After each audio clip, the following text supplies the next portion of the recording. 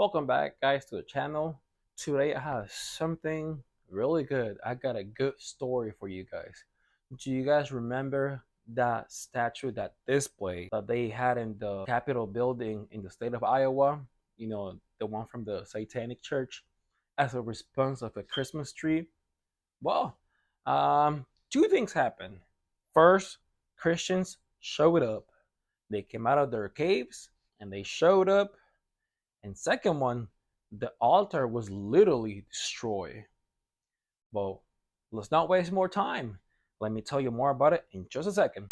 Mama said, don't say it if it ain't nice. I said, what if the truth is ugly and the lie is cute? She said, son, you gotta make exceptions for the truth. Welcome back, guys, to the channel. Welcome back to Kaledo Talks. Today's story is actually pretty interesting. So you guys might remember the whole situation from last week with the satanic display at the Capitol building in the state of Iowa. So, I for a second thought, you know what? It's just another one of those things that are gonna ignore and nothing's gonna happen. But thank you, Jesus, I was wrong. Because a lot of people had a reaction about this news. People came out of their house. People came out of their graves. People came out of their caves. They came out of their hiding spots, and they came together to pray. That sends a message to not just the church, but to the enemy, that when we unite, there's no enemy that can be in front of us, that the devil has to go away, that the devil has to say no more and get out of here. And that, as a person that professes faith, that makes me happy, because sometimes I feel like I'm the only one that feels bothered by these things, that has had enough about all this nonsense. And then day after day you see another woke law, another satanic display here, there. And to be honest, I'm glad that there's more people out there that are tired and that have enough about these things in our cities, in our government, in our country, and in our church. I'm so glad people are standing up for what's right. The juicy part is a former veteran, a former Navy pilot, Michael Cassidy. This boy, this man, this alpha male, he had the audacity to actually bring the altar down. And when I mean literally, he did it. Don't get me wrong, I'm never going to support people destroying public property, because that's not the way things should be. At the same time, we try things the calm, and at the point we're at this moment, there's been a couple of things that are just going, straight down our throats. They have push so hard on TV, music, schools, everywhere. Now you're just walking on shell eggs, trying not to make anybody upset. Now actually we are the ones that are being excluded, and somebody had to do something. It's just like every single revolution. Rosa Parks had to say no and break some laws. X, Y, and Z had to do X, Y, and Z and do X, Y, and Z to get a point across. So I'm glad that somebody did this. If you think about it, back then, the prophets, the apostles, messengers, people got in trouble for doing God's will, but God always delivered. Daniel, he ended up in that place we ended up with the lions for not obeying the worldly or the common belief.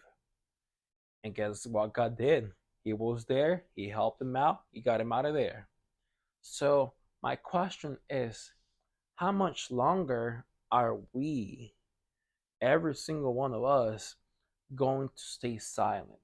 There's people on the other side of the country making moves. There's people on the other side of the country standing up for what's right and what's going to happen when they come around this way. I want you to keep in mind that because Iowa is not so far away. But what's going to happen when it comes to your state, when it comes to your city, when it comes to your town, when it comes to your school? Are you just going to bow to the laws of the devil? Or are you actually going to stand up and say, nope, I'm not going to worship that statue. I'm not going to worship this ideology. I'm not going to say things that are not. And I'm going to live based on my principles. Again, this guy should be a hero. Come on. He should be like, I don't know, like at least senator. But I'm so glad that somebody has started something.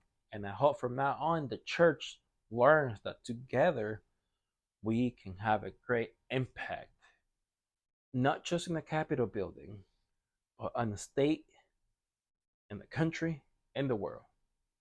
And that was it for the video, guys. Thank you so much for being here. I'm trying to upload these videos as fast as I can. I was sick last week, so I couldn't do much, but I'm trying to do these videos in Spanish as well as in English so I can get a broader audience, because I know there's kids out there, because I used to run youth crew that are bilingual and they're thirsty and hungry for the truth and for somebody to tell them things how they are, just not sugarcoat anything. The world's not sugarcoating anything. So the people of Christ shouldn't sugarcoat anything. We got the truth, the one truth. Again, like, share, subscribe, help this video, because since we're talking the truth that the mainstream doesn't want to hear, this video is going to be in the back of the line. But if you like it, share it, subscribe, you're going to help us, get more people. And if you want to jump in and, talk, shoot me a text, and say, hey, we should get together and talk about this topic. I'll be open to anything. God bless you guys all. See you later. Mama said, don't say it if it ain't nice. I said, what if the truth is ugly and the lie is cute? She said, son, you gotta make exceptions for the truth.